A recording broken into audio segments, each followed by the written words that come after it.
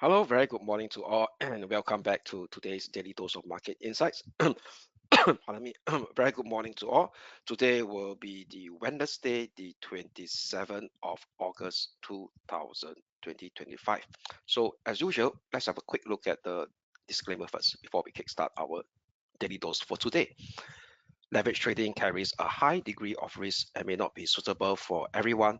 Losses can exceed deposits. This presentation is not an offer or solicitation to buy or sell, nor financial advice or recommendation for any investment product. Any forecast, prediction, or projection in this presentation is not necessarily indicative of the future or likely performance of the product.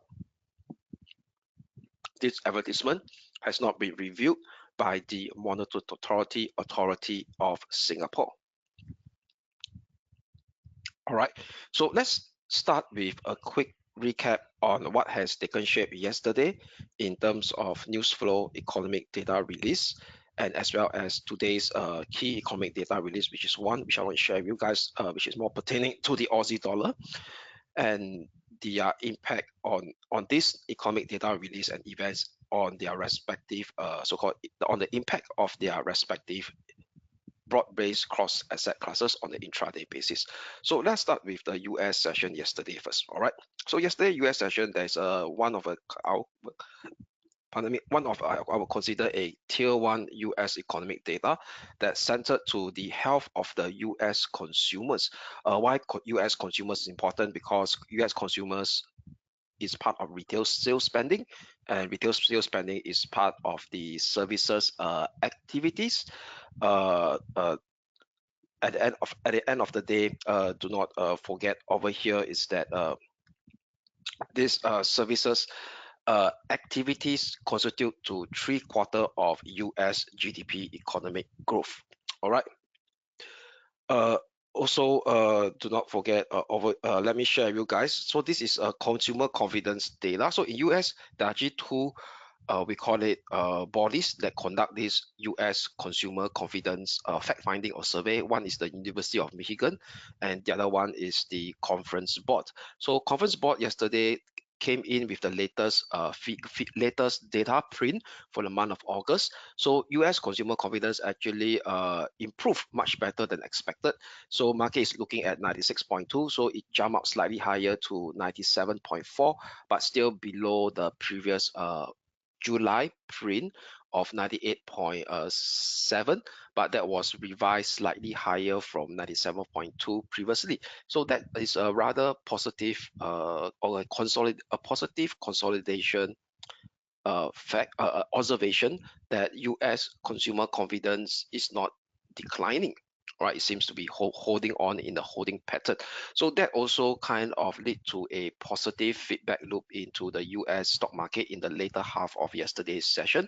So what we could see over here is that the US stock market initially it was holding sideways at the start of the session, and only right at 2 a.m. Singapore time there was a short intraday minor V-shaped rally that led the SPX 500 to close higher with a 0.4% intraday gain.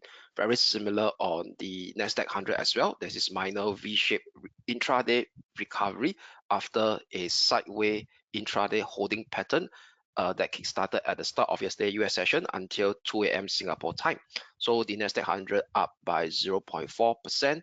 The Dow Jones Industrial Average also shaped that similar V-shaped minor rally at 2 a.m. up by 0.3%.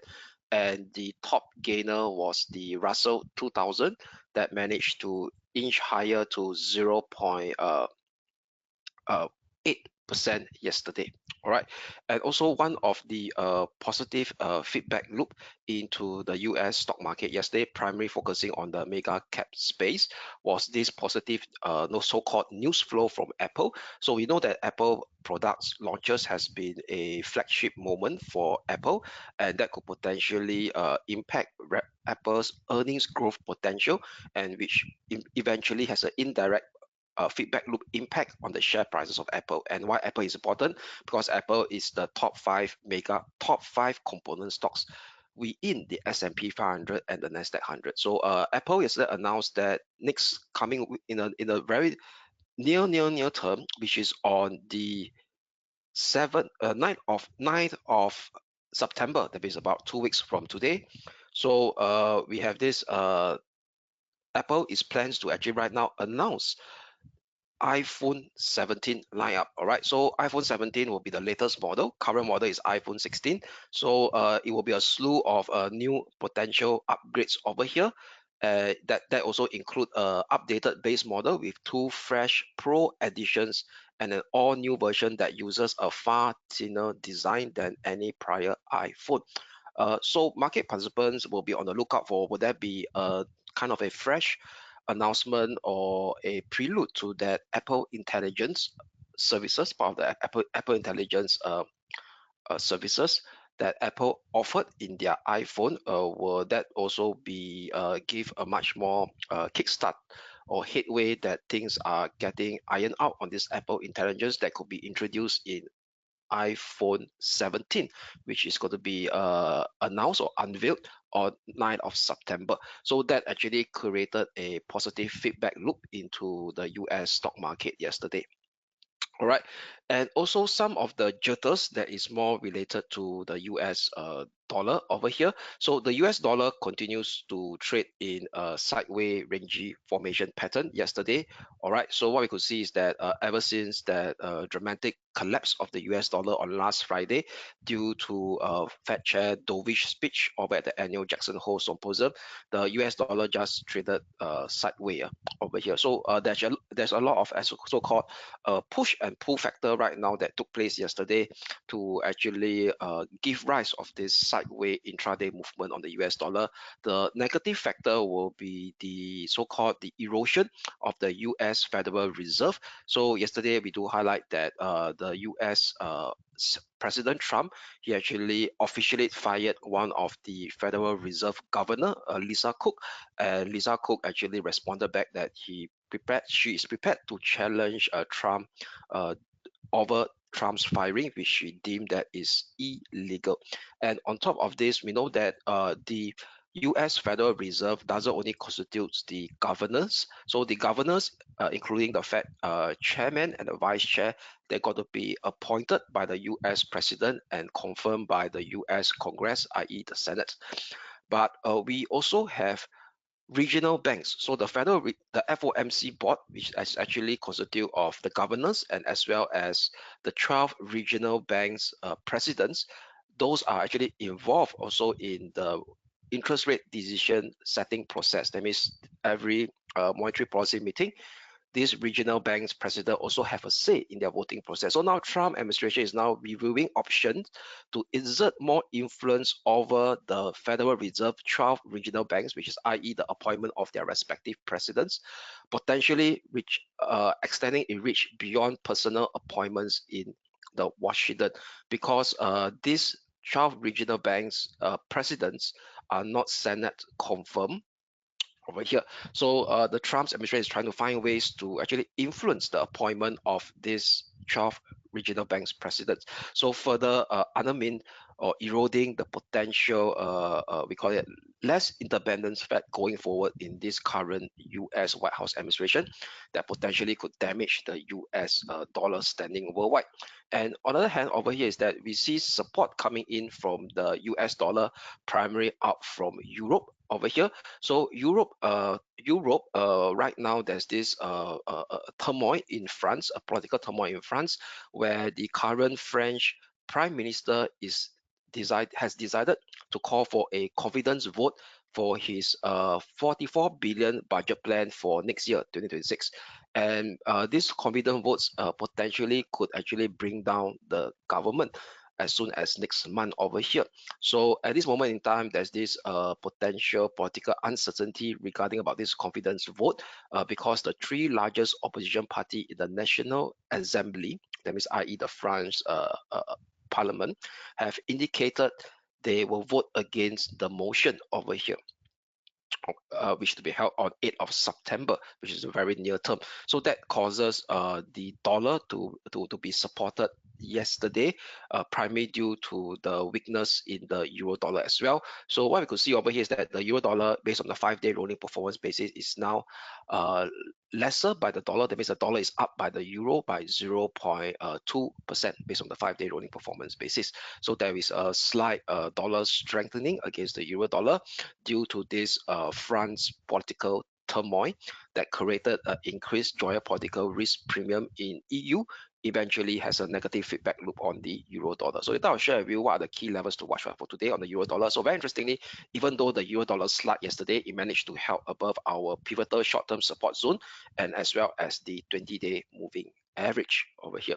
And also in today's Asia session, we start to see the Aussie dollar firming up against the US dollar. So the US dollar Aussie rate, that means $1 equals to how many Aussie, actually shared by dropped by negative 0.9% based on the 5-day rolling performance basis as we are speaking right now over here. So what causes the Aussie dollar to the Aussie dollar to strengthen against the USD, because the USD right now is the weakest performer against the Aussie, is due to this morning monthly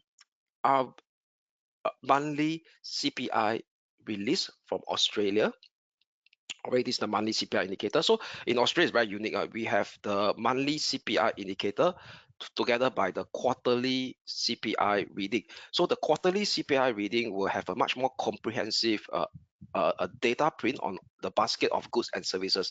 So the monthly CPI indicator doesn't has 100% coverage of the baskets of goods and services, but however, it still has a able to actually unleash a feedback loop reaction impact on the Aussie dollar. So this monthly CPI data for the month of July came in at above expectation at 2.3%, above 2.3% and above 1.9% that was printed in the previous month of June. And this latest print of 2.8% annualized in the month of July shoot up rather drastically, and this was the highest reading since July 2024. So that's almost a year higher. So if you look at the 10-year trend, all right, so it's almost like a year higher over here.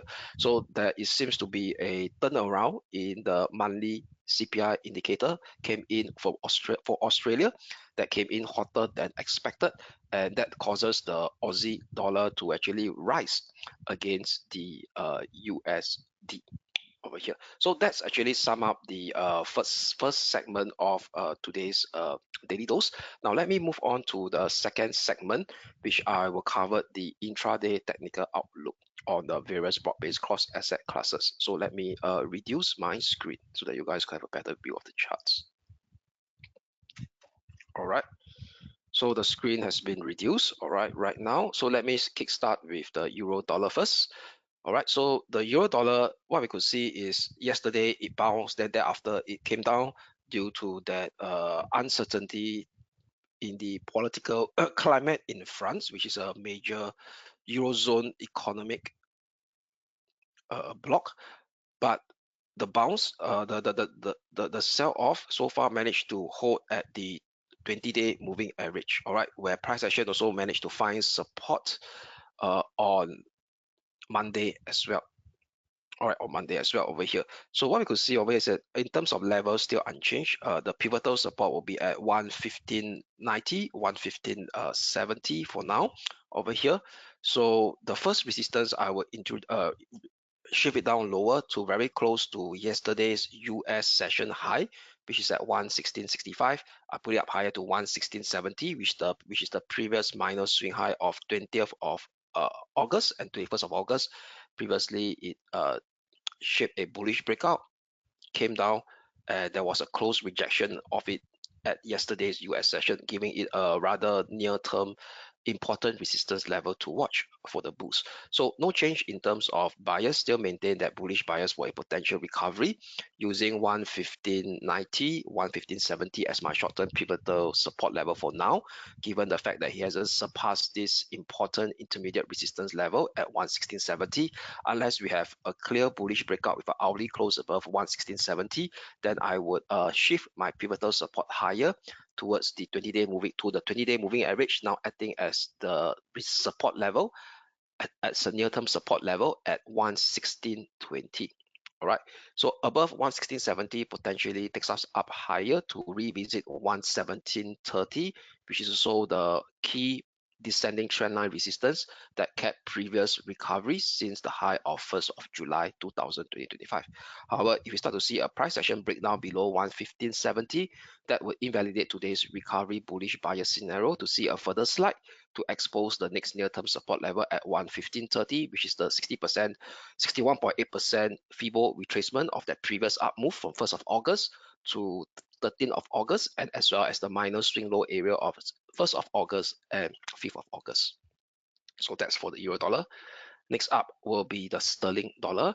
So the sterling dollar hit our first resistance yesterday in our bullish buyer scenario at 134.94 before trading down lower throughout the US session. So the rebound also took shape exactly at the pivotal support that we highlighted yesterday, which is now coming very close to the rising 20-day moving average at 134.45. So no change in terms of level. 134.45 will be the pivotal support to maintain our potential bullish buyers recovery scenario. First resistance you got to break through will be 134.94 that got rejected yesterday. A push up above 134.94 potentially revisit last Friday minus swing high exposed Fed Chair dovish speech at the annual Jackson Hole Symposium, which is at 135.45. So 135.45 also confluence with this important descending trend line that kept previous recovery since the minor swing high of 1st of July. However, if we start to see a bearish breakdown below 134.45, that would invalidate today's intraday bullish recovery bias scenario to head down towards the previous minor bullish reversal swing low area that took shape on last Friday at 134 figure slash 133.70. So that's for the sterling dollar. Next up will be the Aussie dollar. So what I could see over here, the Aussie dollar at the start of today's Asia session, it managed to inch higher over here at the 9 a.m. Singapore time hour mark. But however, this was rejected by our upper boundary of our neutrality zone yesterday, where we flipped to a neutrality bias at, at 65.05. So the hourly RSI still exhibiting a lack of bullish upside momentum after it has a bearish reaction of this former parallel ascending trend line support now turns into a pullback resistance. So yesterday there was a bearish rejection of it, and as we are speaking right now, it continues to print a series of lower high, indicating the lack of upside momentum. So with this not so encouraging or rosy RSI observation on the hourly chart, indicating that it's still a lack of bullish momentum despite the intraday bounce up higher. We will have a neutrality stance again for today, but I said with a tighter range on the bottom, on the lower limit. So lower limit neutrality range will be at 64.70. I shifted up higher to 64.45, 64. I shift up higher from 64.55, 64.45. So this level managed to find support on this Monday, and as well as yesterday's European session as well at 64.70, giving it a rather important near-term support zone to watch. So still maintaining that neutrality stance for a potential sideways movement with a tighter range for today, 65.05 and 64.70, and the tighter range come from a higher lower limit support for that neutrality zone at 64.70. So stay neutral for now unless we have a bullish breakout above 65.05, then potentially we may kickstart another round of bullish impulsive up move within a medium term expanding wedge range configuration for the next near term resistance to come in at 65.20 in first step, followed by this 65.60 level. 1 second. So this level here. Okay, close to this 65.60 level. Okay, which is the minor swing high area of 13th of August and 14th of August. Okay, so that's for the Aussie dollar.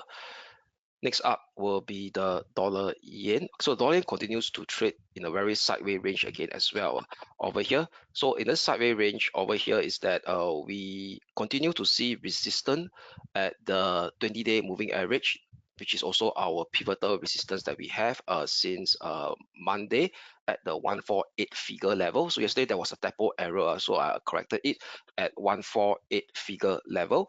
So 148 figure level will still be my short-term pivotal resistance level for this dollar yen, as it continues to be trapped in this minor sideways range within a medium-term ascending range support that is still in place since 22nd of April 2025 swing low.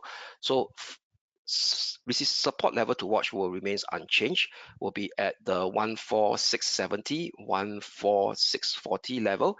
That also confluence very closely to the 50-day moving average, I think as the next, I think as a near-term support level. So still maintain that bearish bias within this minor sideways range scenario, given the fact that it's now coming close to the 148 short-term pivotal resistance level again. So first support level to watch will be the range support level that price action managed to find a floor since the minor swing low of 14th of August at 14670/40. However, if we start to see a breakout above 148 figure level, then potentially we may see a squeeze up to revisit last Friday important swing high at 14875. That's so confluencing very closely with this downward sloping 200-day moving average. So that's for the dollar yen. Next up will be the major stock indices intraday technical outlook, starting with the Hong Kong 33. So the Hong Kong 33 continues to be held so far right now at the 25,490 level over here. So with that, given that in mind over here is that it's still holding above this pivotal support level. So one of the reasons why we start to see weakness on the intraday basis on the Hong Kong 33 that is representing the Hang Seng Index today is because there's this news flow stating that one of the China broker, not a major China stock broker, Sinolink, rises funding margin amid bull run. So we know that margin financing is considered as a leverage play for cash stock market. So Sinolink securities, a small, not a big China stock market stock brokerage, actually raised its margin depot ratio for new client financing to 100%, making the first broker with public tightening measures amid surging interest in the China stock market over here. So while it's unclear if the increase was prompted by the Chinese regulators, the move is an indication of growing concern among brokers of the sustainability of the recent rally that's been seen on the China A-shares market. So we know that the China A-share markets has been running in a very strong bullish trend in the last 3 months or so. And last week, one of the China benchmark index, which is the Shanghai Composite Index, rose to a decade high over here. So because of this fear, the one of these smaller Chinese stock brokerage, Sinolink, raises its margin deposit ratio, I think as a deterrence for new client financing over here. So that actually suck out the positive feedback loop of the Hong Kong 33, where it managed to bounce off from the 25,490 short-term pivotal support level that we have. So still no change, right? Price action still managed to hold at this level. So as we are speaking right now, the hourly candlestick is now trying to form a doji candlestick over here, indicating the lack of bearish momentum as we are speaking, as it approaches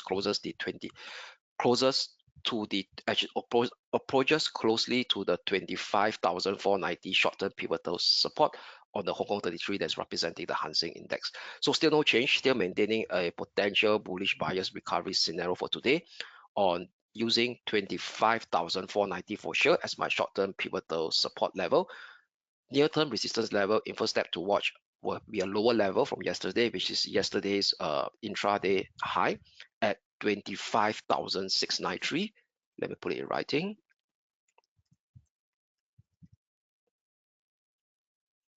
Okay, 25,693 will be my first resistance level to watch. Above 25,693 will revisit this Monday swing high area at 25,890. However, a bearish breakdown below 25,490 will invalidate today's intraday bullish bias recovery scenario on the Hong Kong 33 to see an extension of this ongoing minor corrective decline sequence extending further to the downside, exposing the next near-term support level at 25,270. Maximum 25,040, which is the minor swing 25,045, pardon me, which is the minor swing low of 21st of August that correspond to the rising 20-day moving average as well.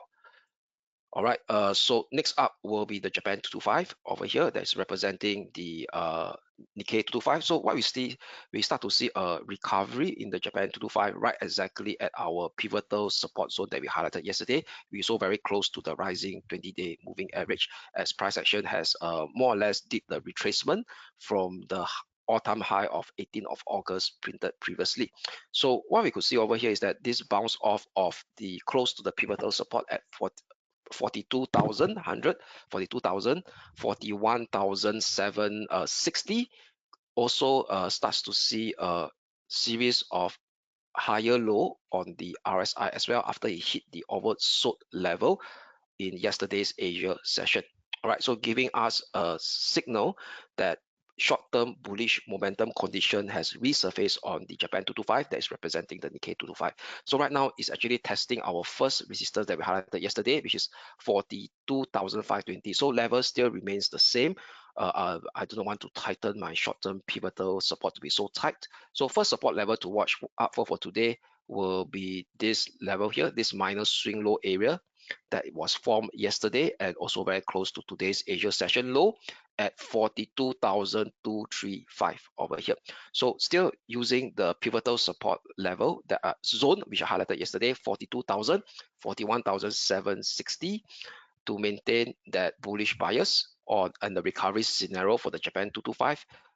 Next resistance to watch after 42,520 will be that important level on the intraday basis that got rejected on last Friday at 43,060. A breakout above 43,060 will allow a higher probability that we may start to kickstart a fresh bullish impulsive up move, indicating that the minor corrective decline from 18th of August all the way down to 26th of August has ended. However, if price action starts to break down below 41,760, that would invalidate today's bullish buyers recovery scenario to see the further extension of this minor corrective decline heading downwards towards the medium-term support zone at 41,275, 41,070, which constitute which is the medium-term ascending trend line from the low of 23rd of May 2025 low and coincide very closely soon with the rising 50-day moving average. So that's for the Japan 225. Next up will be the Germany 30. So the Germany 30 continues to be in a range configuration. So what we could see over here is that yesterday there was an intraday push down, but managed to have an hourly close back above our pivotal support area and also the 20-day moving average at 24,155. And given that it has been in a sideways range since 18th of August, and given the rising geopolitical risk premium in Eurozone due to that France political uncertainty, I would rather have a neutrality stance for today on the Germany 30 that's representing the German DAX, and it continues to trade sideways. We in a very sideways with vicious short-term intraday movement between these two range of 24,440 and 24,155. So give me a minute. Let me change that.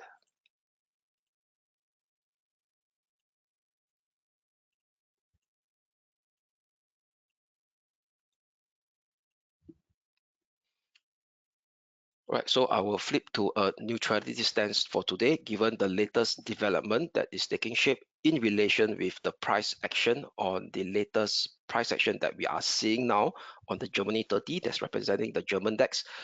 Flip to a neutrality stance between 24,440 and 24,155 for now. Next up will be the major US stock indices that is starting off with the US Wall Street 30 that's representing the Dow Jones Industrial Average. So what we could see over here is the nice rebound of our pivotal support that we highlighted yesterday, which is at 45,100. So still no change, still using this 45,100 as my pivotal support to maintain this ongoing bullish biasness on the US Wall Street 30. Next resistance level to watch, since already hit our first resistance level at 45,455, will be 45,780, which is very close to last Friday high and we saw a Fibo extension cluster level as well above 45,780, potentially takes us up higher towards 46,060, 46,180, which is also a Fibo extension cluster level. And if we were to do a parallel ascending trend line that is forming right now from the low of 1st of August, right, potentially is also the upper limit of this running minor ascending channel that is still in play on 1st of August over here.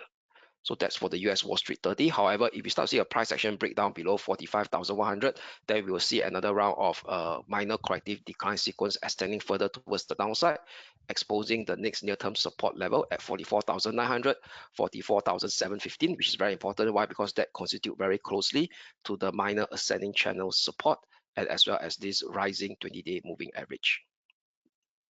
Next up will be the SPX 500. So the SPX 500 also continues to bounce from our pivotal support that we highlighted yesterday at 6,410, printed a low of 6,418 very nicely, a V-shaped recovery, and cleared above that first resistance level at 6,450 level, but still hasn't broken above our fresh all-time high that was printed on 15th of August at 6,490. So unless we have a clear bullish breakout above 6,490 today, then I would tighten my pivotal support level to 6,450. So for now, still use 6,410 as my pivotal support, maintain that bullish bias on the SPX 500. Next resistance to watch after 6,490 will be 6,517, followed by 6,540, 6,555, which is a Fibo extension cluster level as well. And however, if price action break down below 6,410, that is also breaking down below the medium-term ascending channel support that I drew from the low of May 23rd of May 2025 low. That would actually put this ongoing short-term uptrend phase in jeopardy to potentially kickstart another round of minor corrective decline sequence, revisiting in first step the minor swing low of last Wednesday and last Friday at 6,370/6,350. So that's for the SPX 500. Next will be the Nasdaq 100. So the Nasdaq 100 yesterday managed to do a push up and broke out above our former minor descending trendline resistance over here. Now turns into a pullback support close to the 20-day moving average. All right.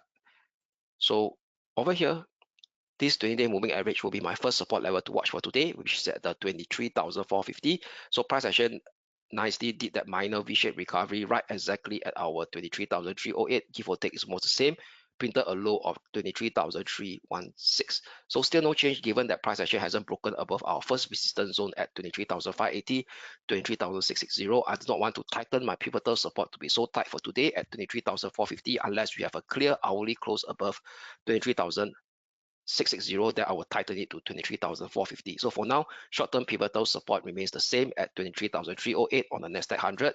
Next resistance level to watch after 23,660 will be the current all-time high area at 23,930, followed by 24,090.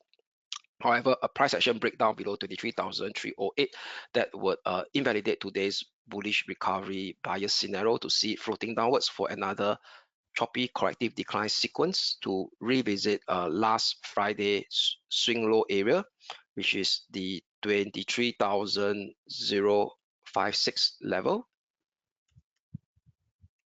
56 level. Okay, 23,056, which constitute with the rising 50-day moving average. A breakdown below it will see a further dip down towards the medium-term pivotal support zone at 22,960, 22,945, which also constitute the former upper boundary long-term circular ascending channel from March 2022 low now turns into a pullback support and so constitute very closely to the minor swing low of last Wednesday. So that's for the Nasdaq 100. Next up will be the commodities asset classes, starting with Gold XAU/USD. So Gold XAU/USD continues to inch higher, fast approaching at our range resistance level that is in place since 8th of August, which is at the 3,402 level. So given that it's still trading inside the range, I don't want to tighten the short-term pivotal support to be so tight at 3,373. So 3,373 will still be my first support level to watch. So that is actually the European session low.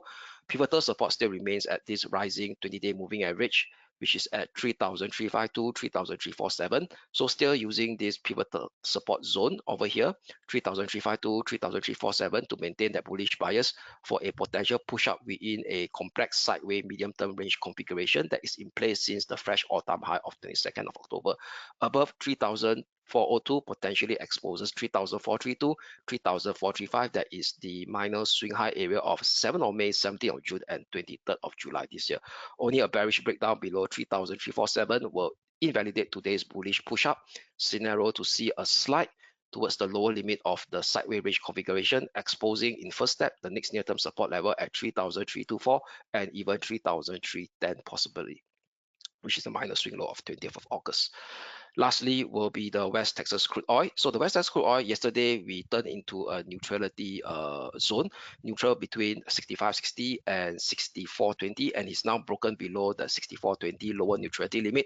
And also we start to see a price rejection twice at around the 20-day moving average that continue to slope downwards, indicating that bearish pressure still remains on the West Texas oil, and also indicating that whatever rebound that we see that has taken shape from 14th of August to the recent high of this Monday's swing high of 25th of August is more like a corrective rebound rather than the start of a medium-term uptrend phase. So with this negative price action on West Texas oil on the hourly chart, we will flip back to a bearish bias using the 20-day moving average, and also very close to yesterday's US session high at the 65 figure level as my short-term pivotal resistance level, for the next near-term support level to come in at 63.30, followed by the all-important 62.50, where price action managed to find support since 18th of August in light of that meeting between Trump and Putin.